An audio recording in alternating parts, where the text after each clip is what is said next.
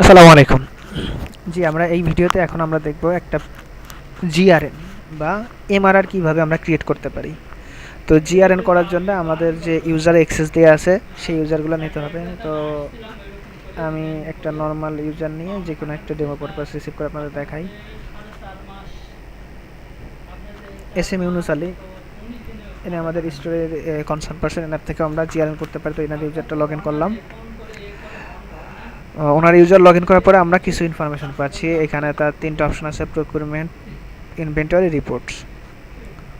আর মাঝখানে আমরা যে অপশনটা পাচ্ছি এটা আমাদের যতগুলা জিআরএন এখন পর্যন্ত আমরা ক্রিয়েট করেছি সব তার data sheet.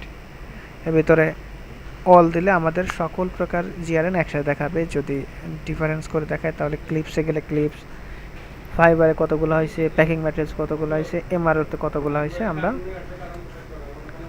Part by part সব দেখতে পারবো। তো এখন আমরা একটা জিআরএন ক্রিয়েট করব। জিআরএন ক্রিয়েট করার জন্য আমরা চলে যাব ইনভেন্টরি ম্যানেজমেন্ট, এখান থেকে আইটেম রিসিভ। তো এখান থেকে আসলাম, আসার পরে আমরা এখান থেকে চলে যাব রিসিভ নিউ আইটেম। দেন আমরা এখানে এসে এটা কোন ডেটে রিসিভ করতেছি সেই ডেটটা দিব। আমরা কোন সাপ্লায়ার থেকে প্রোডাক্টটা রিসিভ করতেছি সেই সাপ্লায়ার নামটা লিখব। এসে মডার্ন সিনটেক্স থেকে একটা রিসিভ করছি। এখানে আমরা যে চালানটা পাবো সেই চালানের নাম্বারটা এখানে দেব। টেস্ট পেপার দিলাম, দেন একটা চালানের ডেট দিলাম, যে ডেটে চালানটা ক্রিয়েট হয়েছে, যে গাড়িতে আমাদের ম্যাটেরিয়ালসটা আসছে সেই গাড়ি নাম্বারটা থাকলে দিয়ে দেবো, ড্রাইভারের নাম থাকলে দিয়ে দিলাম। দেন পারচেস অর্ডার, যে আমরা কোন পারচেস অর্ডারটা এখানে স্টেটে রিসিভ করছি এই পারচেস অর্ডারটা আমাদেরকে নিয়ে নিতে হবে আমাদের প্রকিউরমেন্ট টিম থেকে। তারা যখন ম্যাটেরিয়ালস পাঠাবে তারা আমাদেরকে পারচেস অর্ডারটা দিয়ে দিবে আর সাপ্লায়ারকেও দিয়ে দেবে। সাপ্লায়ার সে তার চালানে এই পারচেস অর্ডারটা দিয়ে দিবে। আর যদি কোনো সময় মিসিং থাকে সেক্ষেত্রে আমরা প্রকিউরমেন্ট টিম বা সংশ্লিষ্ট ডিপার্টমেন্ট টিমের কাছ থেকে আমরা এটা দিয়ে দেবো যে এটার পারচেস অর্ডার কত। তো তখন পারচেস অর্ডার নিলাম। দেন এইটা কোন জায়গায় আমরা রিসিভ করতেছি, যে ডেলিভারি পয়েন্ট কোথায়। যদি সিমকোতে ডেলিভারি হয়ে থাকে তাহলে সিমকো, প্যাসিফিক হলে প্যাসিফিক। তো আমি এটা প্যাসিফিক দেখিয়ে দিচ্ছি। আর দেন এটা ডেলিভারি করার সময় বা রিসিভ করার সময় এটা চেক করছে কে।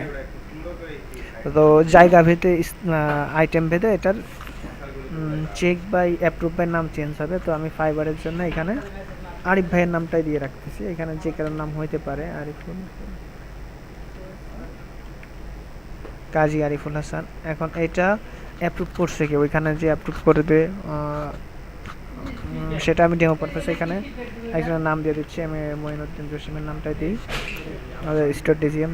দেন আমরা এখানে যতগুলো আইটেম আসবে, অনেক এখানে আমাদের ইউপিআইতে একটা আইটেম দেখা যাচ্ছে, অনেক সময় এক ইউপিআইতে অনেকগুলো আইটেম থাকতে পারে। তো সেখান থেকে আমরা আমাদের যে আইটেমটা লাগবে আমরা সেটাই সিলেক্ট করব। এখান থেকে আমরা এই আইটেমটাই সিলেক্ট করলাম। দেন আমরা এখানে দেবো আমাদের কোন লোকেশনে আমরা ম্যাটেরিয়ালসটা রাখতেছি, জোন এ, জোন বি, সে তার দরকার মতন সে যে জোনে রেখেছে সেখানে এখান থেকে সিলেক্ট করে দেবে। আবার যদি নতুন কোনো লোকেশন ক্রিয়েট করা লাগে যে এই আগের লোকেশনে হচ্ছে না, তাহলে সেইখান থেকে যেখানে নামেছে সেটা দেবে। দেন এখানে লিখে দেবে কোন লোকেশন, দেওয়ার পরে এখান থেকে সে সেভ দেবে।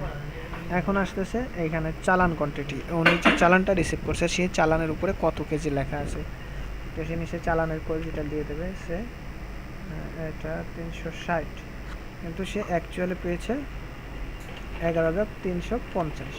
তাহলে সে এইভাবে সে চালান কোয়ান্টিটি, রিসিভ কোয়ান্টিটি দিয়ে যদি কোনো লেখা থাকে, যে কোনো রিমার্কস দিতে চাই বা অন্য কিছু লিখে রাখতে চাই, দেন দিয়ে মানে সেভ দেবে। আবার এখানে আমাদের একটা অপশন আছে, পিও কোয়ান্টিটি আছে আমার সে 15,000, আমি পেয়েছি 14,500।